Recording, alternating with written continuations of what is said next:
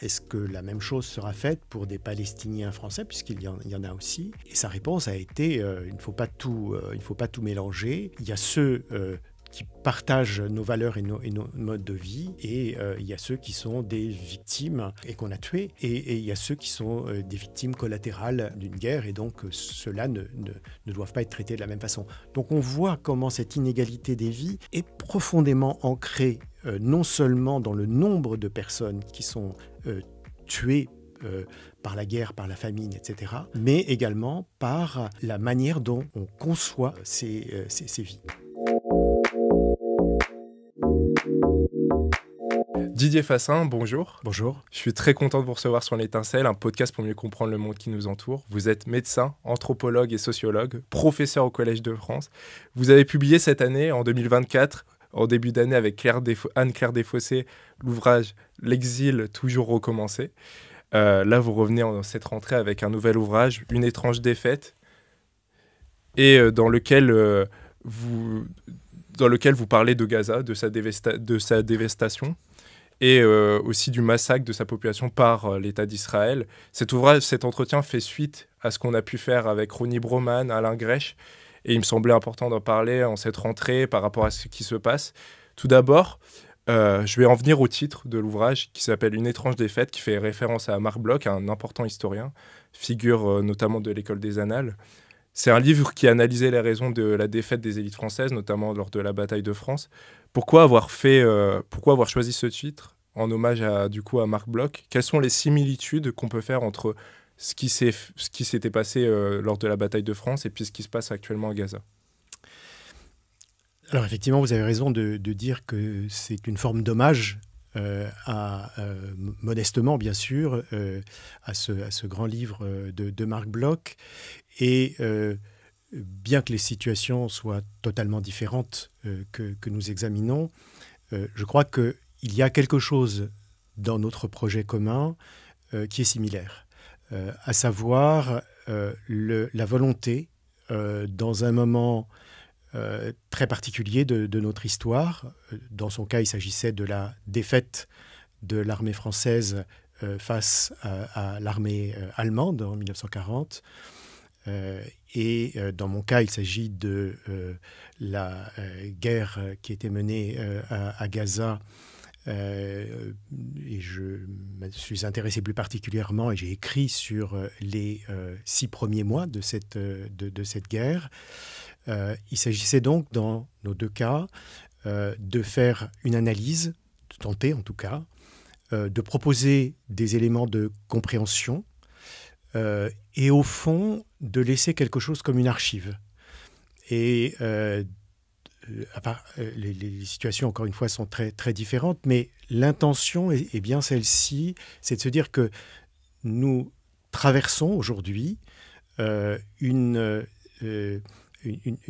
période d'abdication morale, de consentement, finalement, c'est le sous-titre du livre, à l'écrasement d'un peuple et d'un territoire, et que cela appelle une réflexion. Alors, Marc Bloch, lui, était sur le terrain militaire, je me situe sur le terrain moral, et donc j'essaye de comprendre, et je pense que en tout cas, c'est ce qui m'a donné l'envie d'écrire, c'est que, d'une part, il était extrêmement difficile de s'exprimer, ou en tout cas d'exprimer des voix qui soient dissonantes par rapport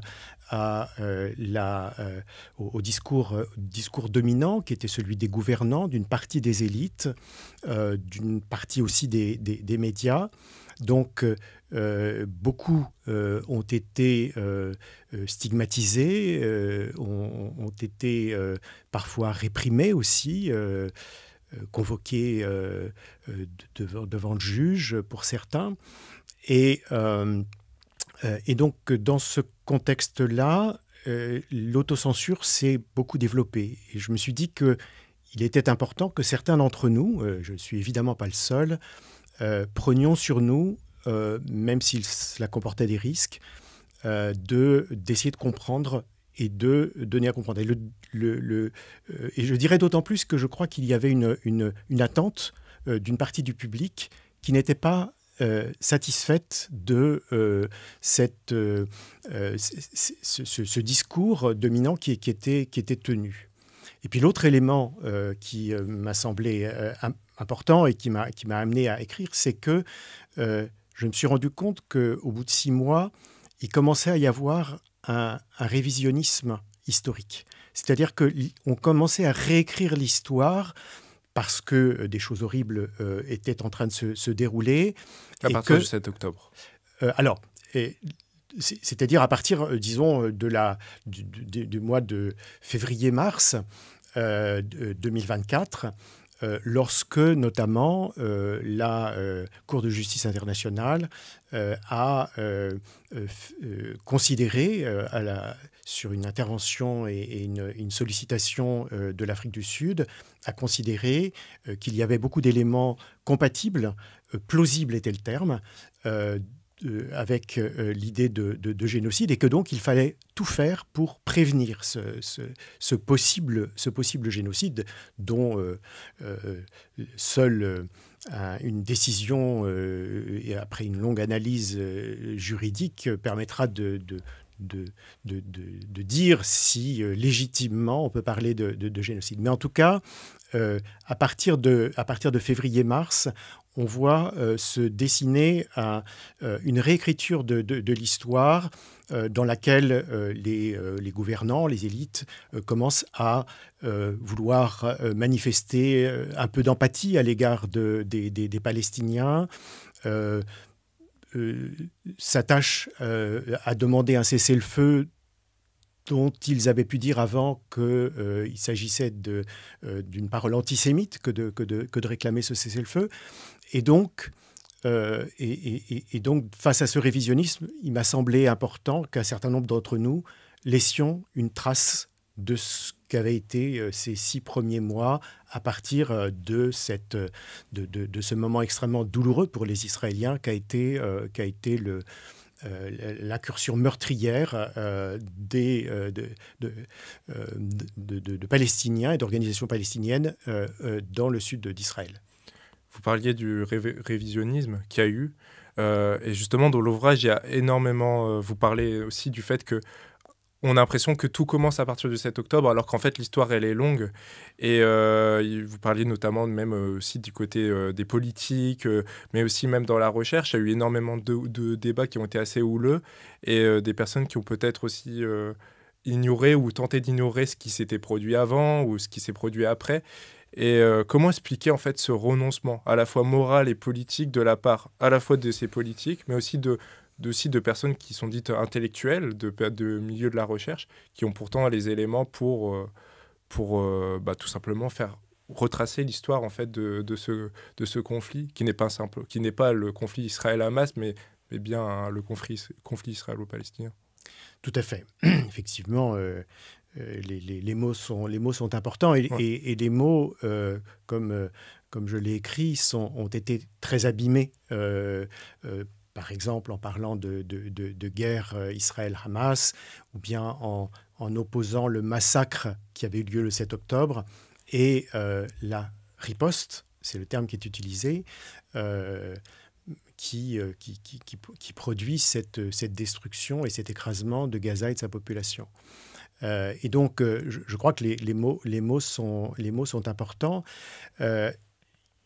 Il ne faut certainement pas sous-estimer, et j'en ai eu le témoignage par des amis aux États-Unis et en France, juifs, qui ne se sentaient pas du tout reliés par leur histoire personnelle ou par l'engagement politique à l'État d'Israël, et qui, le 7 octobre, compte tenu de ce qui a été rapporté, et surtout rapporté au départ, puisqu'un certain nombre d'éléments ont ensuite été démentis, mais en tout cas ont été très profondément traumatisés. Et je pense que ça concerne un grand nombre de personnes qui, qu'elles soient juives ou non d'ailleurs, Et donc, il y a eu cette réaction. Et du coup, d'une part, du côté des gouvernants, mais aussi du côté d'une grande partie des élites et d'un certain nombre de journalistes, cette idée d'un droit à se défendre. Alors, bien entendu, on peut justifier la nécessité pour tout État souverain ou même pour tout groupe social de vouloir se défendre contre une attaque, mais sans qu'il y ait ensuite la moindre limite opposée. Et donc, le récit officiel, qui a été bien sûr celui développé par le gouvernement israélien, mais celui aussi perçu à travers le traumatisme par une grande partie des Israéliens et même au-delà de ce que beaucoup appellent la diaspora juive dans le monde entier, eh bien, et ça a été repris par les gouvernants, l'idée que tout commençait le 7 octobre. Et évidemment, pour les historiens, mais aussi pour les Palestiniens eux-mêmes, il y a une histoire avant. Il y a une histoire, et c'est une histoire complexe. Le professeur de Columbia, Rachid Khalidi, a raconté cette histoire qu'il appelle la guerre de 100 ans, en remontant à 1917, la déclaration Balfour. Donc, on peut aussi remonter à la création de l'État d'Israël, 1948, où on peut... Théodore Herzl aussi avec le sionisme. On peut remonter à la fin du 19e siècle, effectivement, avec la naissance du sionisme et la déclaration de Théodore Herzl disant que le projet sioniste était un projet colonial, sur ces termes. Donc, il y a plusieurs manières de raconter cette histoire, mais même si on se place sur la période la plus récente, c'est-à-dire après 67, la guerre des 6 jours et les grandes résolutions des Nations Unies demandant la fin de l'occupation des territoires palestiniens et de l'oppression des populations palestiniennes, eh bien, cette histoire-là a été effacée. Or, il se trouve que, d'une part, il y a eu une recrudescence des violences dans les années qui ont précédé. Il n'y a jamais eu tant de morts, en dehors évidemment des interventions armées de l'État d'Israël à Gaza, mais il n'y a jamais eu tant de morts à Gaza et en Cisjordanie que dans les années qui ont précédé, c'est-à-dire 2022-2023. Donc, il y a cela. Et d'autre part, il y a eu une série de provocations. Le Premier ministre israélien est allé aux Nations Unies en arborant une carte d'Israël qui incluait la Cisjordanie et Gaza comme n'existant plus en tant que territoire palestinien, mais faisant partie. Et on sait que ça fait partie de la plateforme fondatrice du Likoud, il y a presque une quarantaine d'années, qui affirme la volonté de conquérir l'ensemble de la Palestine. Donc, tous ces éléments-là qui sont pas l'histoire remontant à la fin du 19e siècle, au début du 20e siècle, mais remontant aux années, voire aux semaines qui ont précédé l'intervention du Hamas et les massacres qui en ont été la conséquence, eh bien tout cela a été effacé. Et si vous écoutez ou vous écoutiez ou regardiez les informations en France ou aux États-Unis, eh bien, il était toujours question de la guerre à Gaza à la suite des événements du 7 octobre ou à la suite des attaques du 7 octobre. Le langage pouvait varier selon... mais rien n'était donné avant.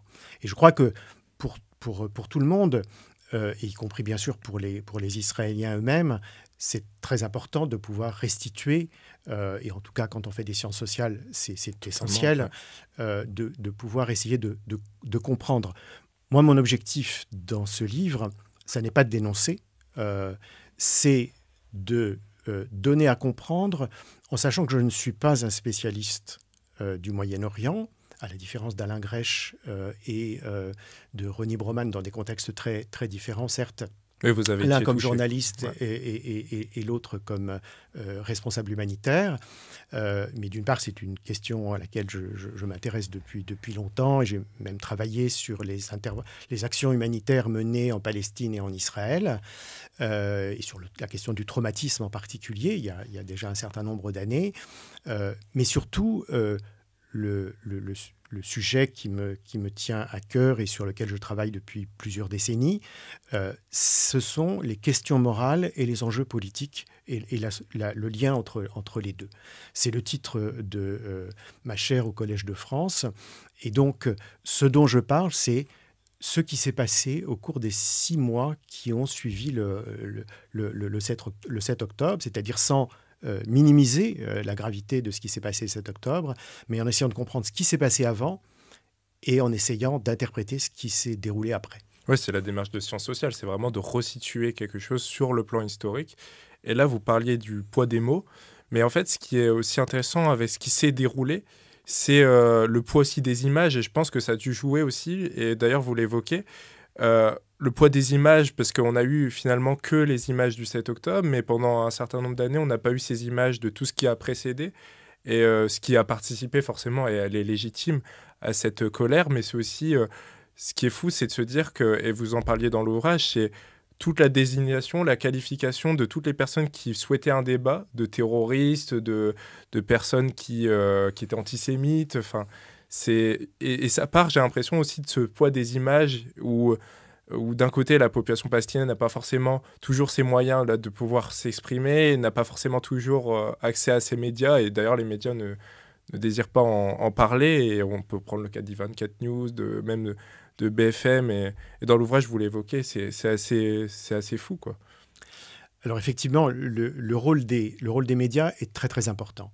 Il est très important parce que il va définir ce que la majorité des gens, qui ne sont pas évidemment des spécialistes, qui ne vont pas aller chercher sur des sites qui ne sont pas des médias dominants, des informations complémentaires à celles qu'on leur donne. Donc ils écoutent la radio, ils regardent la télévision. Dans certains cas, ils lisent les journaux, et tout ça, évidemment, est nécessaire. Mais du coup, ils vont être formatés par cette image. Donc, on va avoir le Hamas comme groupe terroriste, on va avoir la légitimité de la défense de l'État d'Israël, et surtout, ensuite, quand les choses vont commencer à se déployer en quelque sorte, eh bien, et ça je l'ai étudié d'assez près, et à la fois à travers mon expérience, mais aussi à travers les interventions qui ont été celles de journalistes qui se sont plaints de la manière dont l'information était diffusée, que ce soit à la BBC, que ce soit au New York Times, que ce soit alors beaucoup plus discrètement dans les médias français. J'en ai eu des témoignages. Ce dont je me suis rendu compte, et chacun peut le vérifier, c'est que nous avions des reportages, et c'est important de les avoir, sur ce qui se passait en Israël, sur par exemple l'émotion et l'indignation des familles d'otages, sur la crainte que pouvait exprimer d'une attaque iranienne ou du Hezbollah sur le territoire israélien. Donc on avait tous ces échos, et on n'avait rien du côté palestinien. Alors bien sûr, on peut dire tous les médias se trouvent à Jérusalem ou en Israël, et aucun en Palestine, et en tout cas de ces grands médias. Et bien entendu, on peut aussi considérer que c'était particulièrement difficile d'être présent à Gaza. Mais en réalité, bien sûr, il y a eu il y a eu des informations. Si on lit The Intercept ou Mondo Vice aux États-Unis, si on lit Plus 972 en Israël, si on regarde Al Jazeera, si on lit Orient 21, etc., eh bien, on a d'autres informations qui sont possibles. Et alors, des images ont été faites, des reportages ont été réalisés. Il y a quand même eu plus d'une centaine de journalistes qui ont été tués. Mais c'était des journalistes qui faisaient leur métier, qui transmettaient. Donc là, l'explication qui était on n'avait pas d'informations sur ce qui se passait en Palestine, notamment à Gaza, évidemment, est totalement infondée. Et donc, et pour n'en donner qu'un exemple, lorsqu'il y a eu la libération de 4 otages, il y a un mois environ, par l'armée israélienne. J'ai écouté les informations et évidemment, on a eu des reportages côté israélien sur la joie des familles, leur soulagement, sur l'enthousiasme qui a été manifesté autour de cette action de l'armée. Le président français s'est exprimé, de même que le président états-unien, pour se réjouir de cette libération des otages. Et en fin de reportage, on a une demi-phrase pour dire que 274 Palestiniens, essentiellement des civils, presque tous des civils, ont été tués à l'occasion de cette libération. J'ai fait un petit compte sur une radio nationale, 24 fois plus de temps consacré à la libération des otages, événement heureux bien sûr, et à ce qu'on appelle aujourd'hui le massacre de Nuseirat du côté palestinien. Donc, tout a été de cette manière présenté de façon à ce que, au fond, on détermine la manière dont des gens qui sont de bonne foi, qui essaient de comprendre ce qui se passe, voient d'une certaine manière les rapports de force. Dans le livre, il y a, par rapport à ces rapports de force et par rapport justement au contexte où on est dans nos sociétés occidentales aussi dans des questions de mémoire, mais aussi par rapport à la colonisation passée, par rapport à des génocides que les sociétés occidentales ont pu produire. À un moment dans l'ouvrage, vous parlez de ce qui s'est passé en Namibie. Et d'ailleurs, vous avez fait une tribune là-dessus en montrant qu'il y avait quand même des similitudes et qu'il y avait aussi des contradictions, notamment, par exemple, de l'Allemagne par rapport à d'autres pays qui, historiquement, ont produit des choses et puis qui aujourd'hui font appel à ce devoir de mémoire, mais qui, parallèlement, en fait, alors qu'il y a un génocide qui se produit, enfin, il y a évidemment ce que vous expliquez tout à l'heure, il y a un débat autour de ça, mais en l'occurrence, il y a des personnes qui décèdent et en fait, il se produit rien. En fait, il n'y a pas cette réponse qui est normalement qui devrait être apportée en fait.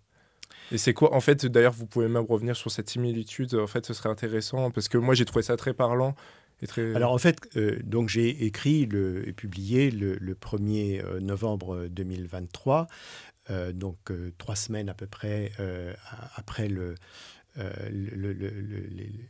les événements du 7 octobre.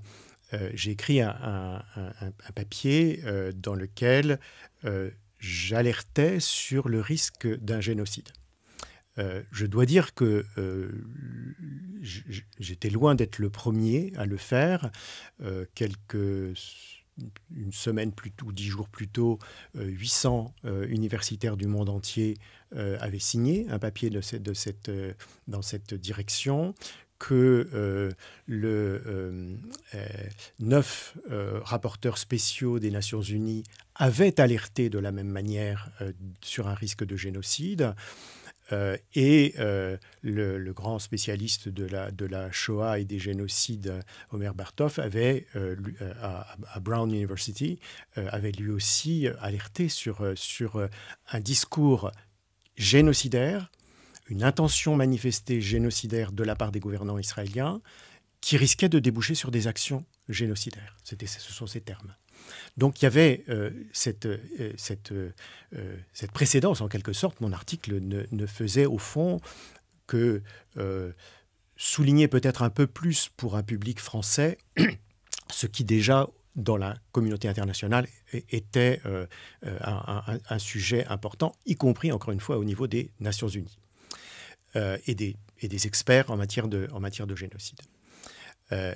Et pour essayer de rendre compréhensible cette situation, j'ai fait un parallèle avec un cas que je connais pour avoir travaillé en Afrique du Sud et en Namibie, qui est celui de ce qu'on considère généralement comme le premier génocide du XXe siècle, qui est celui des Hereros et également des Namas, mais principalement des Hereros, par l'armée et les colons allemands dans cette région qui n'était pas encore la Namibie, mais qui était en train de devenir une colonie allemande.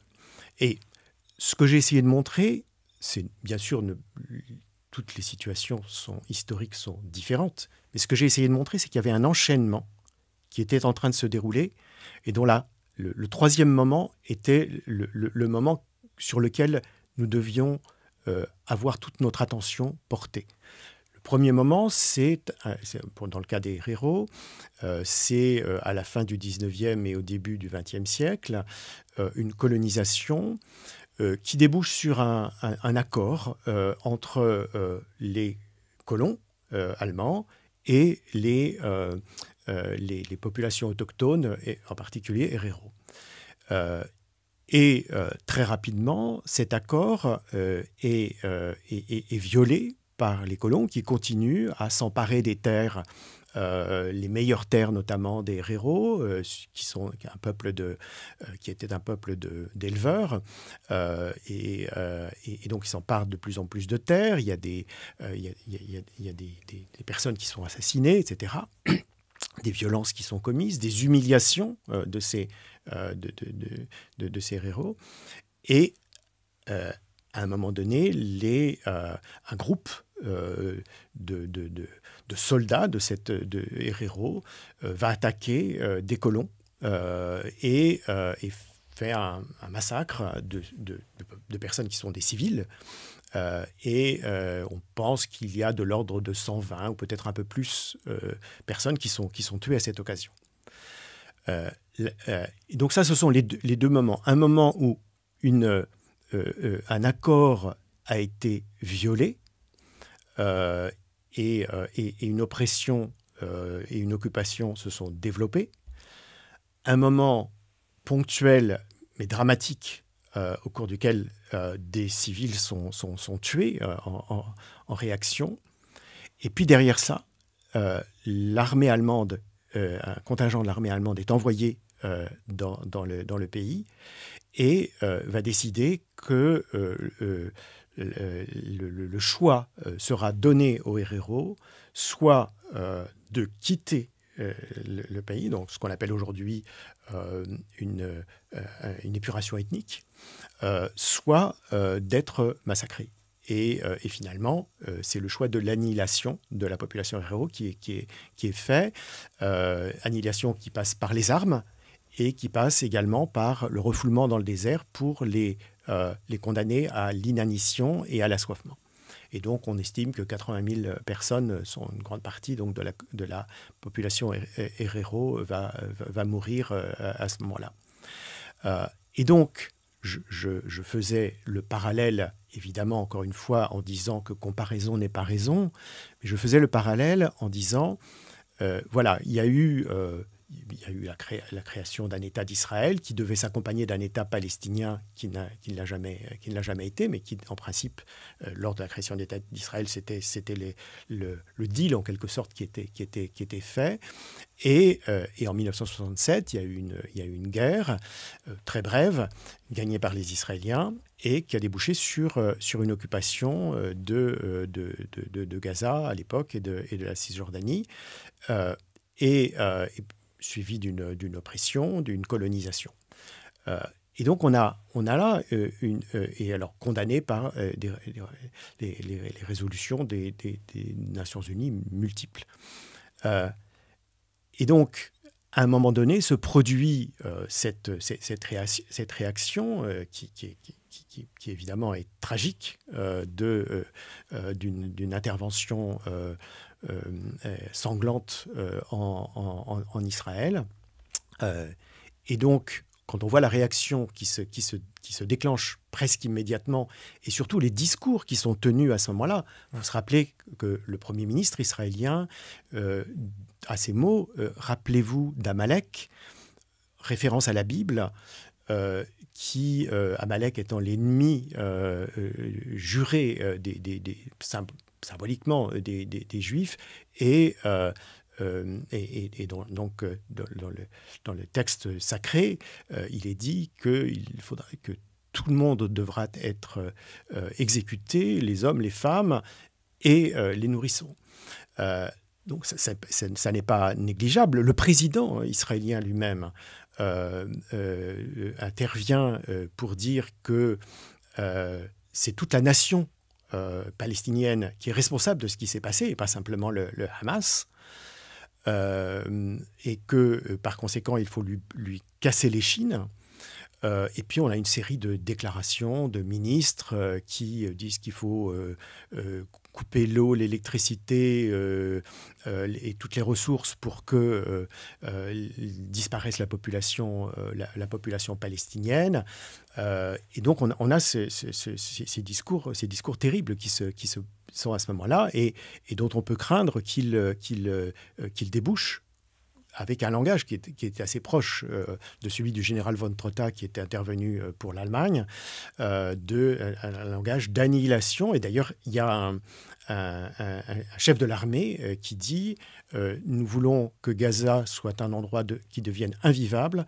Il n'y aura le choix pour les Palestiniens qui s'y trouvent, je le cite littéralement, soit de rester et de mourir d'inanition, soit de partir. » Donc on a exactement le même langage. Alors ça ne veut pas dire que pour le reste, les situations sont très très différentes.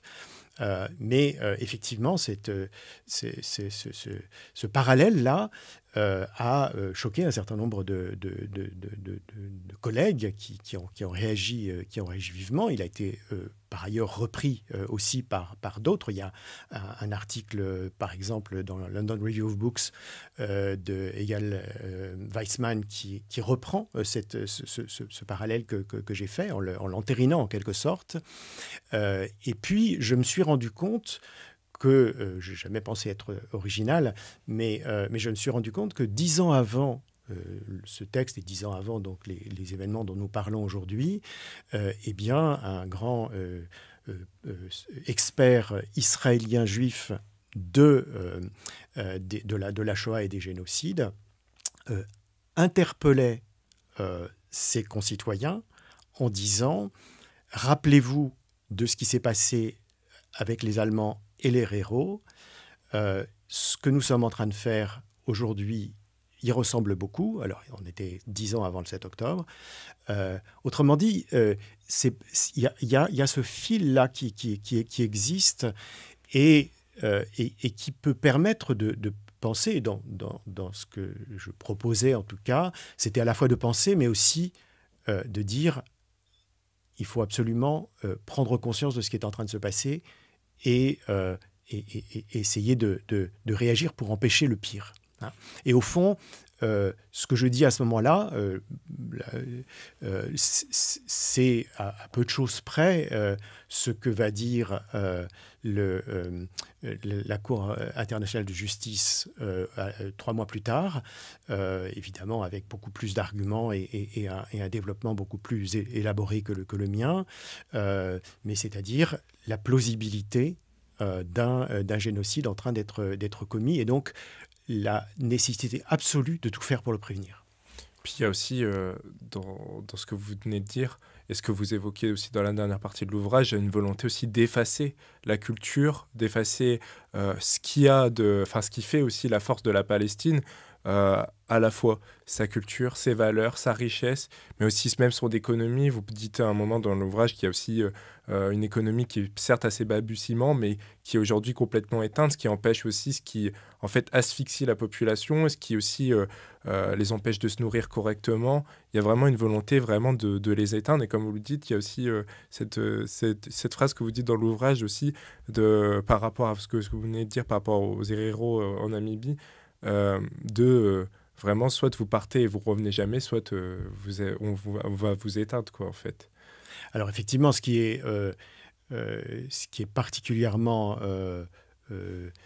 disons, à la fois tragique et en même temps qui donne toute sa singularité par rapport à d'autres situations de massacres qui ont fait, ou de génocide dans le monde, y compris les dernières décennies, qui ont fait beaucoup plus de morts, c'est la destruction systématique de tout ce qui fait l'existence, l'identité, la culture d'un peuple. Et d'ailleurs, le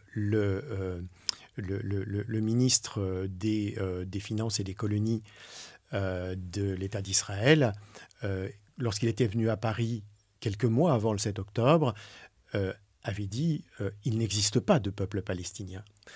Donc, on commence par dire qu'il n'y a pas de peuple palestinien et ensuite on détruit tout ce qui fait la richesse de ce peuple. Il faut quand même se souvenir de notre indignation en tant que pays occidentaux de la destruction par les talibans des statues de Bamiyan. Et l'absence de réaction devant la destruction à Gaza de mosquées, d'églises historiques qui remontent à des centaines d'années.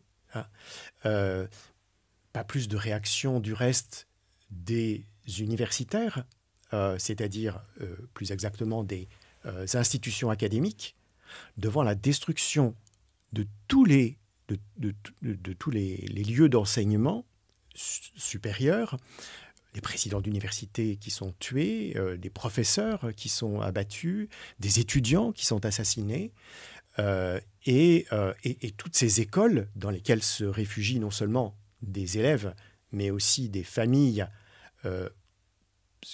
après que l'armée israélienne leur a demandé de partir de là où elles étaient pour aller ailleurs, et qui sont détruites. C'est-à-dire que, comme le dit Catherine Haas, qui est une chercheuse sur la guerre, et elle parle de ce qui s'est passé à Gaza et elle dit on a voulu supprimer cette culture tellement riche de la société palestinienne. Je renvoie à cet égard à la très belle exposition qui a été réalisée il y a quelques mois à l'Institut du monde arabe, qui s'intitulait Ce que la Palestine apporte au monde. Ce que la Palestine apporte au monde. Une très belle exposition avec des œuvres à la fois palestiniennes, mais aussi internationales, en hommage ou en mémoire de la Palestine, et de ses, y compris de ses poètes. Il y avait une section sur Mahmoud Darwish, par exemple.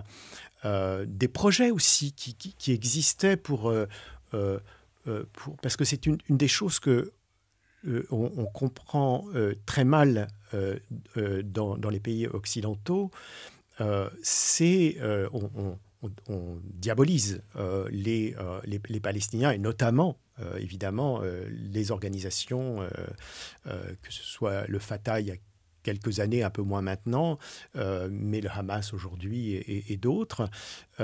Et on oublie qu'il y a une demande de paix, une demande de vivre en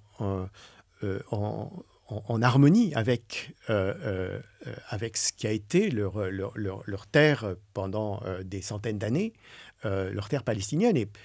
Et donc, l'idée qu'il serait possible d'avoir deux États, ou pour certains d'en avoir un seul, mais pour la plupart d'en avoir deux. Ce qu'évoquait Ronnie Broman notamment. Absolument. Et il y a par exemple une organisation aujourd'hui israélo-palestinienne qui s'appelle A Land for All, qui veut dire un pays pour tous, une terre pour tous, avec deux États et une terre dans laquelle il serait possible de circuler, l'exemple étant l'Union européenne où on peut passer d'un pays à l'autre. Donc il y a cet espoir qu'on trouve chez les Palestiniens, évidemment, parce qu'eux subissent la guerre, mais aussi chez des Israéliens. Et ça, c'est ce que évoquait notamment Ronnie Broman avec la personnalité de Marwan Barghouti, qui revient aussi dans votre ouvrage, qui pourrait faire cette liaison entre à la fois Israël et Palestine. On parlait de justement cet effacement de la culture, cet effacement même de la vie. Et ce que je vous disais tout à l'heure, et puis lors de nos échanges, avant d'enregistrer, du coup, j'ai lu votre ouvrage Une vie, dans lequel vous étiez intéressé aux formes de vie, à l'éthique de la vie, aux politiques de la vie, dans lequel vous croisiez plusieurs chercheurs, plusieurs travaux, pour essayer de comprendre ce que signifiait la vie et dans toute sa précarité, et vous montrer justement que la précarité, on est tous impactés, la vie, elle est précaire, mais que cette précarité, elle diffère selon les individus, selon l'endroit où on se trouve, etc. etc. Et moi, ce qui m'intéressait, c'était de savoir justement quel est le rapport des sociétés. On a les sociétés occidentales par rapport à ce qui se déroule actuellement à Gaza, et parce qu'en fait, on a comme l'impression que ces vies-là, en fait, elles ne comptent pas. En fait, et ce que vous expliquez dans l'ouvrage, c'est que notre rapport à la vie change et diffère avec le temps. Et est-ce qu'il y a eu un basculement, en fait, ces dernières années, notamment par rapport à ce qui se passe à Gaza? Est-ce qu'on ne considère pas aussi dans nos sociétés occidentales que cette vie vaut moins que, par exemple, que la vie d'un Ukrainien ou d'autres conflits qui se trouvent dans le monde? Alors, il est certain que cette inégalité de la valeur des vies, c'est un phénomène qu'on rencontre sur l'ensemble de la planète, du reste. C'est ce à quoi j'avais consacré la leçon inaugurale que j'avais faite au Collège de France, qui s'intitulait de l'inégalité des vies. Donc, c'est un phénomène qui n'est ni nouveau, ni spécifiquement lié à tel ou tel pays. Mais c'est vrai que le cas de la guerre à Gaza, et d'ailleurs on pourrait dire des guerres à Gaza, puisque les guerres précédentes ont aussi donné des écarts considérables. Hein. J'ai fait des calculs qui sont basés sur les données à la fois de l'armée israélienne, de l'association B'Tselem et des enquêtes internationales indépendantes qui ont été menées par les Nations Unies, et dans lesquelles on voit qu'il y a plus de 100 et souvent 200 fois plus de morts côté civil palestinien que côté civil israélien. Et cet écart est encore plus grand pour ce qui concerne les enfants. Et là, c'est ce qui est à nouveau en train de se produire, avec des proportions évidemment beaucoup plus grandes. À cet égard, on a beaucoup entendu contester les chiffres qui sont aujourd'hui supérieurs à 40 000 morts à Gaza. En réalité, il y a là quand même quelque chose d'extrêmement cynique, dans la mesure où l'on sait que par des travaux qui ont été menés sur d'autres guerres, en Irak, en Afghanistan ou ailleurs, on sait que le nombre de morts qui sont identifiés au moment des combats représente de l'ordre du quart ou du cinquième de l'ensemble des morts qui sont liés. Alors, dans le cas de Gaza, on pense qu'il y a plus de 10 000 personnes qui sont enterrées sous les décombres des bâtiments. ou mis dans des fosses communes, des corps que pour la plupart on ne retrouvera jamais parce qu'ils seront déblayés par des bulldozers.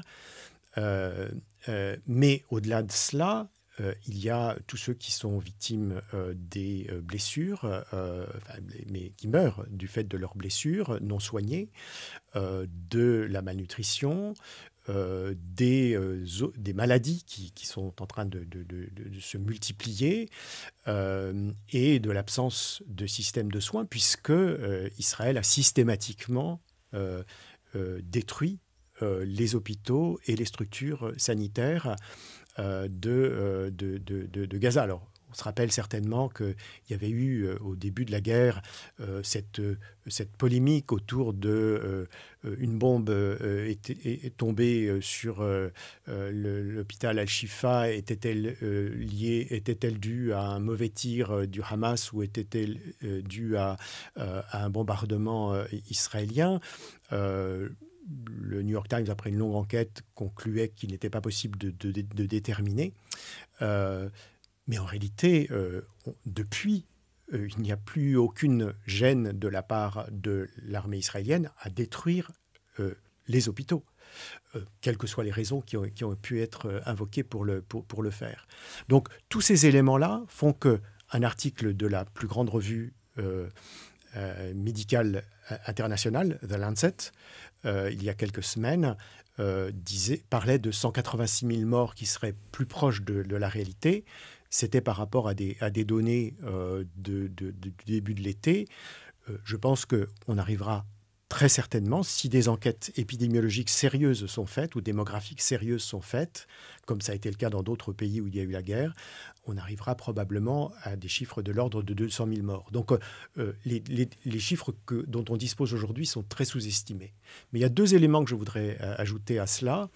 Le premier, c'est que, comme le dit une association qui a été créée en Palestine et qui s'appelle We Are Not Numbers, c'est que les raisonnements comme celui que je suis en train de tenir ne tient compte que des chiffres. Ces chiffres sont importants, évidemment, mais c'est comme si la vie n'existait qu'à travers sa disparition, c'est-à-dire le compte des morts. Or, bien sûr, la vie, la vôtre, la mienne, toutes les vies, c'est tout ce qui s'est passé entre la naissance et la mort, comme le dit Hannah Arendt. Et elles sont uniques. Et elles sont à chaque fois uniques. Et donc, si on veut juger de l'inégalité des vies, il faut aussi voir que sont ces vies. Quelle est la différence, par exemple, entre la vie d'un jeune Israélien qui va faire des études dans son université, qui va pouvoir aller s'amuser le soir, qui peut se déplacer comme il le veut dans son pays et dans le monde, et la vie d'un jeune Palestinien qui est peut-être à tout moment arrêté. Et on sait qu'il y a de très nombreuses... un phénomène qu'on trouve en Israël et pas seulement, parce qu'on le trouve également aux États-Unis ou en Australie ou ailleurs, de ce qu'on appelle de la détention indéfinie, sans charge et sans procès. C'est-à-dire des gens auxquels on ne dit rien reproché, mais qu'on garde enfermés. Donc il y a ces emprisonnements, il y a ce qui va avec en termes de sévices qui les accompagnent, il y a cette impossibilité de circuler, les checkpoints qui rendent simplement le fait d'aller à son travail en Israël lorsque c'est le cas, d'aller accoucher dans une maternité pour une femme enceinte, etc. Tout cela, c'est ce qui fait la vie. Et il ne s'agit pas de misérabiliser un côté en idéalisant l'autre, mais on voit bien qu'il y a là un déséquilibre. Et la deuxième chose que je voudrais ajouter, c'est par rapport aux morts. Les morts, ce n'est pas simplement des statistiques, c'est aussi la manière dont on peut les traiter. On l'a vu pendant cette guerre et les victimes du 7 octobre ont été honorées, ont pu avoir les rituels religieux qui s'appliquaient au respect de leur corps. Aujourd'hui, pour les Gazaouis, c'est le plus souvent impossible, soit parce que les corps sont sous les décombres, soit parce que les corps ne sont pas rendus par l'armée israélienne aux familles, soit parce qu'ils sont mis dans des fosses communes, soit tout simplement parce qu'il n'est pas possible d'honorer ces morts de façon normale. Donc jusque-là, jusque dans cette manière d'honorer, de donner un sens qui est tellement important pour les familles endeuillées, eh bien, on voit encore ces inégalités. Et on en a eu malheureusement la confirmation par cette déclaration de l'ancien président français qui est interviewé à propos d'un hommage national qui a été rendu aux Israéliens français qui avaient été tués le 7 octobre, hommage qui, bien sûr, est tout à fait légitime. Et quand on lui a demandé, mais est-ce que la même chose sera faite pour des Palestiniens français, puisqu'il y en a aussi, et sa réponse a été il ne faut pas tout mélanger. Il y a ceux qui partagent nos valeurs et nos modes de vie, et il y a ceux qui sont des victimes et qu'on a tués, et il y a ceux qui sont des victimes collatérales d'une guerre, et donc ceux-là ne doivent pas être traités de la même façon. Donc on voit comment cette inégalité des vies est profondément ancrée non seulement dans le nombre de personnes qui sont tuées par la guerre, par la famine, etc., mais également par la manière dont on conçoit ces vies. Et qu'on retrouve même dans les questions de migration, où on a comme l'impression qu'un migrant ukrainien, sa valeur de sa vie est peut-être plus importante que celle d'une personne qui vous avez fait énormément d'écrits là-dessus, mais par rapport même à la jungle de Calais, quelqu'un qui vient d'arriver et qui vit dans des conditions qui sont complètement délétères. C'est pas du tout le même rapport. Alors effectivement, il se trouve que presque à quelques mois d'intervalle, il y a eu l'invasion de l'Ukraine par la Russie, et donc une immigration massive de gens qui ont été accueillis dans toute l'Europe, et notamment d'ailleurs en Pologne, où il y a une tradition de présence ukrainienne.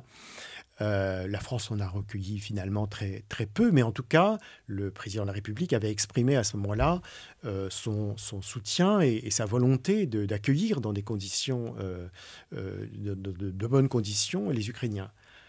Lorsque, à quelques mois d'intervalle, il y a eu la chute de Kaboul, en réalité, les persécutions par les talibans avaient commencé bien avant, plusieurs années avant, et les départs de l'Afghanistan avaient commencé avant la chute de Kaboul.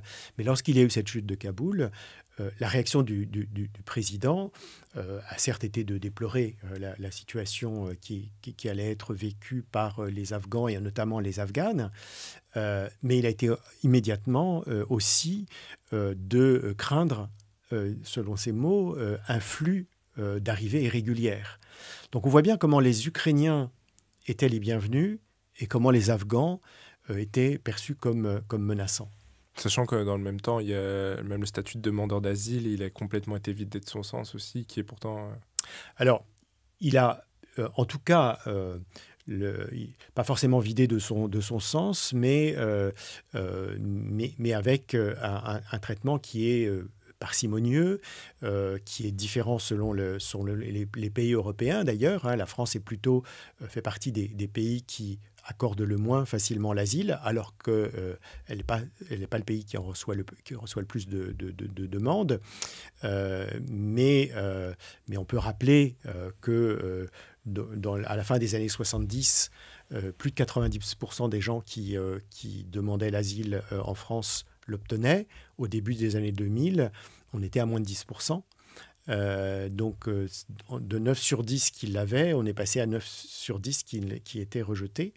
Aujourd'hui, les chiffres sont remontés et en France, Et donc, entre les dossiers qui sont examinés à l'OFPRA et ceux qui sont examinés par la Cour nationale du droit d'asile en cas de rejet par l'OFPRA, on arrive à des chiffres qui sont significativement plus élevés, mais qui sont très loin, bien sûr, de ce qu'il y avait avant.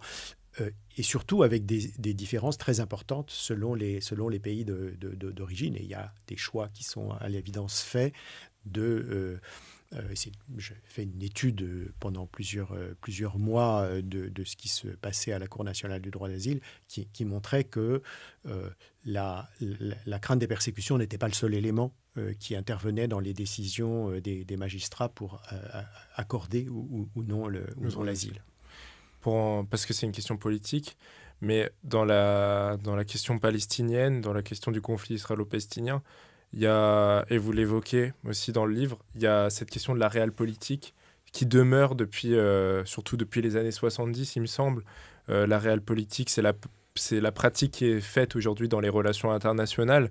Et on a l'impression, c'est un peu comme un symptôme de ce qui se passe même actuellement, même à l'échelle nationale, un peu d'une extrême centrisation des relations et qui pose problème, où on a comme le reste, où en fait il n'y a plus de débat, il n'y a plus de dialogue. Et justement, quel est justement ce problème de la réelle politique, notamment dans le cadre du conflit israélo-palestinien, et qu'on ne constate pas forcément ailleurs? Quel est le poids en fait de cette réelle politique Alors, je pense que c'est une question complexe, ouais. mais en même temps dont les conséquences sont assez faciles à identifier et même évidentes, c'est-à-dire le soutien des pays occidentaux, à commencer bien sûr par les États-Unis, mais aussi l'Allemagne, la France, l'Angleterre, l'Italie, etc., à l'État d'Israël. Soutien qui est un soutien financier, mais qui est aussi un soutien militaire. Il faut se rappeler que l'arme nucléaire, c'est la France qui l'a donné à l'État d'Israël. Il y a déjà longtemps. Avec le général de Gaulle. Avant le général de Gaulle, puisque le général de Gaulle est celui qui, au contraire, a essayé, voyant l'évolution des choses au Moyen-Orient et le refus de l'État d'Israël de laisser émerger un État palestinien, a souhaité arrêter cette assistance militaire française, mais des engagements, des conventions avaient été pris, et donc ça a continué sous sa présidence. Mais en tout cas, c'est celui qui l'a arrêté. Mais aujourd'hui, bien sûr, ce sont les États-Unis, suivis par l'Allemagne, qui sont les pourvoyeurs les plus importants d'armement en Israël. Et on en a eu encore ces jours-ci Vous citez le chiffre de 310 milliards, ce qui est colossal. Il y a eu des... alors depuis la naissance de l'État d'Israël. Mais effectivement, là, il y a eu de très importantes sommes qui ont été débloquées aux États-Unis pour l'armement en Israël. Et on voit bien que la question de ce soutien... alors, il relève d'une réelle politique, comme vous le disiez, qui est exprimée de façon très souvent particulièrement explicite en termes de la présence israélienne comme un avant-poste du monde occidental. C'est comme ça que c'est utilisé, d'ailleurs par le Premier ministre israélien lui-même, qui utilise cet argument aujourd'hui pour dire « nous défendons le monde occidental en Israël ». Donc il y a cette idée qu'Israël est l'avant-poste, disons, dans une région troublée et plutôt hostile au monde occidental, ou en tout cas en partie hostile au monde occidental, et avec en contrepoint le développement, notamment depuis le 11 septembre 2001, mais en fait, quand on lit Maxime Rodasson ou quand on lit Édouard Saïd, on se rend compte que ça remonte bien plus loin. Mais en tout cas, un renforcement d'une triple stigmatisation des Arabes, des musulmans et de ceux qu'on qualifie de terroristes. Or, les Palestiniens sont à la conjonction de ces trois éléments, puisqu'ils sont arabes, ils sont musulmans, et l'autorité palestinienne a été représentée par une organisation qui a été autrefois qualifiée de terroriste. Le Hamas aujourd'hui est qualifié de terroriste également, et avec en plus cette description par les autorités israéliennes que toute la population gazaoui, voire palestinienne, en fait, est complice du Hamas. Donc on voit bien que ce schéma-là, cette trilogie, arabophobie, islamophobie et peur du terrorisme, se cristallise dans le cas de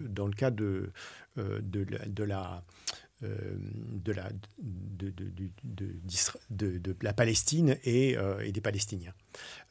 Alors je dirais qu'à côté de ces doubles dimensions géopolitiques et idéologiques, les autres arguments qu'on entend, et notamment la culpabilité du monde occidental, mais c'est-à-dire principalement de l'Europe, pour sa complicité ou son action dans le génocide des Juifs, et que ce serait un moteur très important. En fait, je crois qu'il existe, bien entendu, mais c'est plus un argument moral qu'on avance pour ne pas pour occulter en quelque sorte, même encore une fois, si beaucoup de gens peuvent ressentir les choses de cette manière, pour occulter ce qui, du point de vue de la réelle politique, relève de cette double polarité israélienne et palestinienne que je décrivais. Oui, c'est quelque chose qui est encore plus vrai aujourd'hui quand on voit ce qui se passe même en Inde avec la politique Modi. de Modi. Et puis d'ailleurs, on a qui soutient Israël, qui sont très proches. Voilà. D'ailleurs, on a fait une vidéo sur la chaîne YouTube où on parle de la politique de Modi et du coup, je renvoie les auditeurs. Je mettrai tous les liens parce que tout à l'heure, vous parlez même de votre conférence au Collège de France, tout ça. Du coup, je mettrai aussi tous les liens. Pour terminer cet entretien, parce qu'il me semble que c'est aussi une question qui est importante, mais aussi pour les Israéliens. Et on voit qu'il y a aussi une inquiétude de la part même d'Israéliens qui n'ont rien à voir avec cette politique qui est menée par Netanyahou et qui justement souhaiteraient vivre en paix. Et nous, c'est ce qu'on souhaite aussi, c'est d'arrêter toutes ces souffrances qui sont même inutiles. Et il y a, si demain, est ce que vous évoquez, si demain, et ce qu'on ne souhaite pas, ce qu'il faut absolument empêcher, il y a cette extinction de la Palestine et du peuple palestinien. Qu'est-ce que le regard sur Israël changera? Quels sont les risques, en fait, pour l'État d'Israël? Pourquoi il faut absolument, du coup, en tout cas, s'occuper de cette question-là pour éviter un drame? Alors, je ne pense pas, même si c'est effectivement dans l'intention d'un certain nombre de dirigeants israéliens, et de chefs religieux, je ne pense pas qu'il y aura une extinction ou une disparition des territoires palestiniens. Leur occupation, leur colonisation, l'oppression des Palestiniens, tout ça va continuer certainement, va s'aggraver probablement, mais l'extinction, certainement pas. Mais il est vrai qu'aujourd'hui, la société israélienne va très mal. Elle va très mal précisément par son engagement dans cette guerre tragique, meurtrière, qualifiée par beaucoup de génocide. La société va très mal et on peut espérer un sursaut se manifestera. On en a peut-être quelques éléments ces derniers jours à la suite de la mort de 6 otages qui a fait se retourner la population israélienne contre son gouvernement et pas simplement contre le Hamas ou les Palestiniens.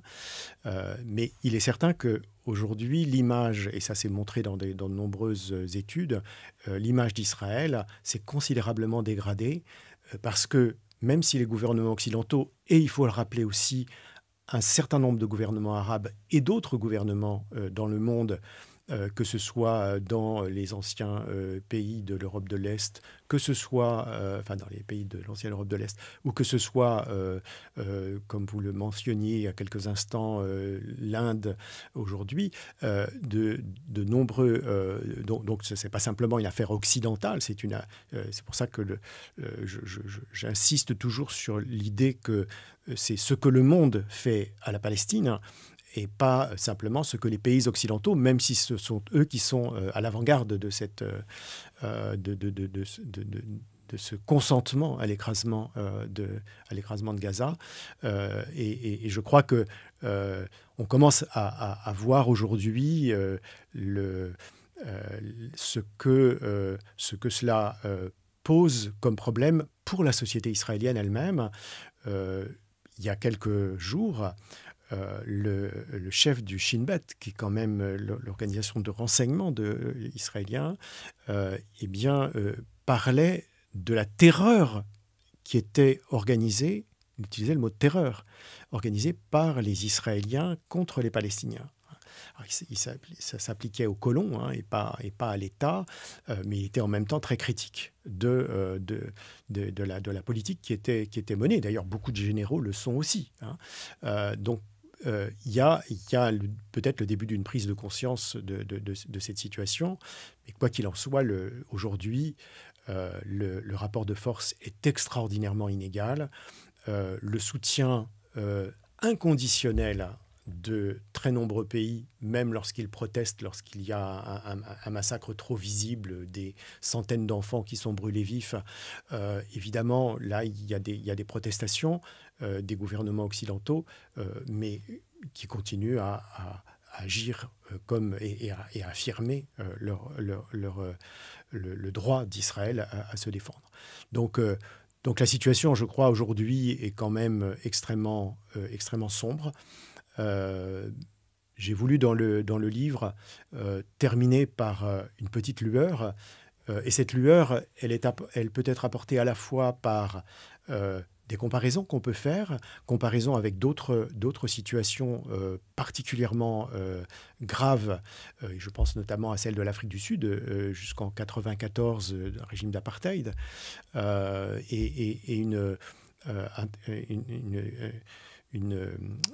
un passage à la démocratie totalement pacifique. Exemple qu'avait donné aussi Ronnie Broman dans l'entretien. Voilà, mais évidemment, les conditions sont très différentes dans les deux pays du point de vue de ce qui permet. C'est-à-dire qu'en Afrique du Sud, il y avait un mouvement à l'intérieur du pays qui était un mouvement démocratique contre l'apartheid, de la part des Sud-Africains, blancs ou noirs. Il y avait une mobilisation internationale avec des boycotts qui étaient organisés. Aujourd'hui, en France, si on promeut les boycotts, eh bien, on est passible de peine, d'amende ou voire de prison. Et puis, le troisième élément, c'est qu'il y avait un grand leader qui est Nelson Mandela, qui était, et un homme pragmatique qui était le chef de l'État sud-africain et qui ont pu trouver aujourd'hui, on aurait peut-être un équivalent avec Marwan Barghouti, mais du côté israélien, on ne voit pas qui pourrait être, sachant que le premier est en prison et qu'il purge 5 peines de prison à vie. Et de l'autre côté, eh bien, on ne voit pas qui pourrait être un négociateur pour la paix. Donc évidemment, on peut faire ces parallèles. Et je termine simplement en disant que l'histoire, en reprenant un grand historien allemand, Reinhard Koselleck, qui disait que l'histoire s'écrit par les vainqueurs, mais que au bout du bout, l'histoire des vaincus finit par être celle qu'on retient, on peut espérer aujourd'hui que ce sera un jour le cas. Et dans un Moyen-Orient et surtout dans une Palestine dont les habitants auront retrouvé à la fois la paix et le respect de leurs droits. Totalement. Merci beaucoup Didier Fassin. Merci à vous. Tout ça est à retrouver dans Une étrange défaite, du coup, qui est aux éditions La Découverte. Et ça a été un plaisir d'échanger avec vous. Et moi aussi. Je pense que c'est vraiment aussi dans la continuité aussi de ce qui avait été dit par Alain Grèche et par Ronnie Broman. Absolument. Merci beaucoup. Merci à vous.